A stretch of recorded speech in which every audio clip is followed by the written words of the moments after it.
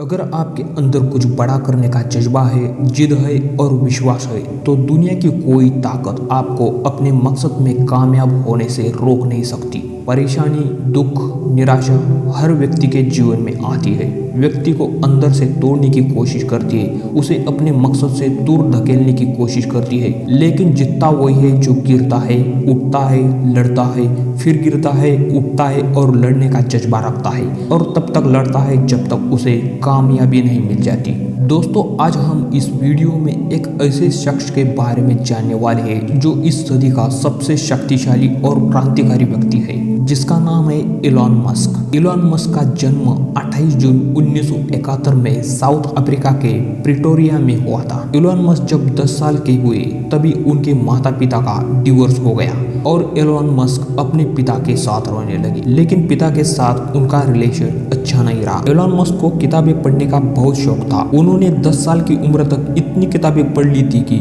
जितना एक ग्रेजुएट भी नहीं पढ़ सकता। इसी के साथ एलन मस्क को कंप्यूटर में भी बहुत दिलचस्पी थी और यही कारण था कि उन्होंने मात्र 10 साल की उम्र में कंप्यूटर प्रोग्रामिंग सीख ली और केवल 12 साल की उम्र में एक ब्लास्टर नामक वीडियो गेम बना दिया, जिसे उन्होंने $500 में एक कंपनी को बेच दिया। जिस उम्र में बच्चे माँ बाप से पैसे की जिद करते हैं, उस उम्र में उसने अपनी पहली कमाई कर ली। एलन ने अपनी पढ़ाई साउथ अफ्रीका में ही की। एलन बताते हैं, साउथ अफ्रीका में स्कूल का एक्सपीरियंस अच्छा नहीं रहा। स्कूल में उन्हें बदमाश बच्चे बहुत परेशान करते थे, उन्हें मारते पीटते थे। बचपन की कई घटनाएं ऐसी थी कि एलन को आज भी सांस लेने में थोड़ी दिक्कत होती है। एलन मस्क को पीएचडी की पढ़ाई करनी थी, जिसके लिए उन्होंने स्टैनफोर्ड यूनिवर्सिटी इन कैलिफोर्निया में एडमिशन लिया।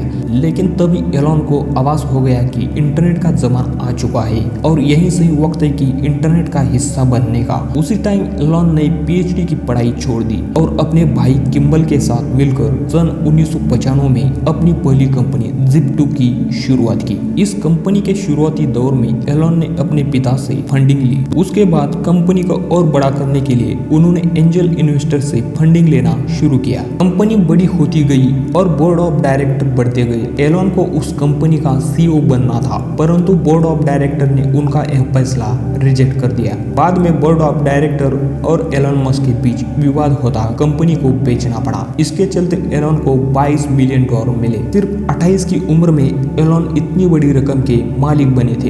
एलन मस्क चाहते तो इतने पैसे से अपनी सारी जिंदगी आराम से काट सकते थे, पर एलन यही नहीं रुके। उनकी मंजिल शायद इससे भी बड़ी थी। एलन ने जो पैसे Zip2 को बेचकर कमाए थे, उस पैसों से उन्होंने दोबारा एक दूसरी कंपनी एक्सकॉम की शुरुआत की। ये एक ऑनलाइन फाइनेंशियल सर्विस कंपनी थी, जिसे चलकर कॉन्फिनिटी में मर्ज कर दिया गया, जिसे कुछ समय बाद पेपल नाम दिया गया। जी हाँ, पेपल जो दुनिया की सबसे बड़ी ऑनलाइन फाइनेंशियल सर्विस कंपनी है, जिसका उपयोग हम सभी ऑनलाइन पैसे लेने और ट्रांसफर करने में करते हैं। सन 2002 में पेपल को ईबे के द्वारा एक्वायर किया गया, जो कि एक बहुत बड़ी ई कॉमर्स कंपनी है। पेपल के बिकने के बाद एलन मस्क को लगभग $165 मिलियन मिले, जो कि एलन मस्क के लिए अब तक की सबसे बड़ी डील थी। अब आप सोच रहे होंगे कि इतने सारे पैसे मिलने के बाद एलन ने उस पैसे को बैंक में डिपॉजिट कर दिए होंगे या किसी कंपनी में इन्वेस्ट कर दिए होंगे और आराम की लाइफ जी रहे होंगे, और शायद एलन की जगह कोई और व्यक्ति होता तो ऐसा ही करता। लेकिन एलन मस्क उन लोगों में से नहीं थे।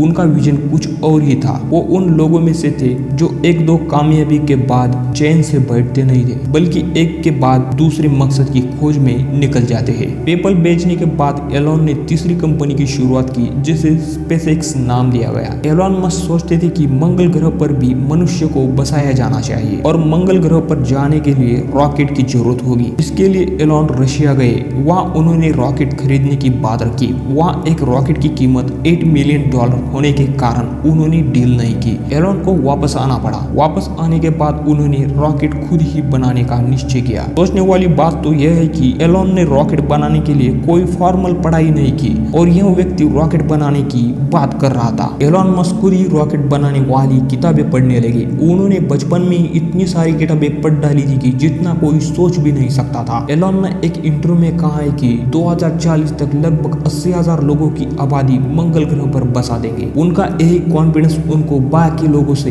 अलग करता है और बताता है कि एलन दुनिया की कितने बड़ी क्रांतिकारी व्यक्ति है। स्पेसएक्स कंपनी के चलते एलन मस्क को कई चुनौतियों का सामना करना पड़ा। कई बार असफलता का सामना करना पड़ा। उन्हें पेपल कंपनी बेचकर जितना पैसा आया था वो खत्म होने लगा था। लेकिन एलन मस्क अलग ही व्यक्ति थे। वे बैठकर रोए नहीं कि मैं नहीं कर सकता, बल्कि उन्होंने कहा कि मैं फिर से कोशिश करूंगा। उन्होंने चौथी बार रॉकेट को अंतरिक्ष में भेजा, लेकिन इस बार रॉकेट ऑर्बिट में प्रवेश कर गई और इसके साथ ही नासा ने 1.5 बिलियन का कॉन्ट्रैक्ट भी दिया। एलन ने एक के बाद एक सफलता हासिल की, लेकिन दिक्कतें भी बहुत आई। इसके बावजूद उन्होंने हार नहीं मानी। इसके बाद एलन मस्क ने अगला अनाउंसमेंट किया कि वे अब बिजली से चलने वाली गाड़ी बनाएंगे। जी हाँ, अब तक गाड़ियां पेट्रोल या डीजल से चलती आ रही थी। अब Elon Musk Tesla motor company में घुस गए और उन्हें सीईओ की पोजीशन मिल गई और अब वे इलेक्ट्रिक व्हीकल बनाने लगे। शुरुआत में इस कंपनी में भी एलन मस्क को अनेक चुनौतियों का सामना करना पड़ा। तो दोस्तों, ये थी दुनिया के उस व्यक्ति की कहानी जो आपको एक नई दिशा देती है और यह बताती है कि जिंदगी में कुछ भी असंभव नहीं होता। खुद पर विश्वास हो, दृढ़ शक्ति और अपने काम में लगन हो तो इंसान कभी किसी की सहायता से कुछ भी कर सकता है।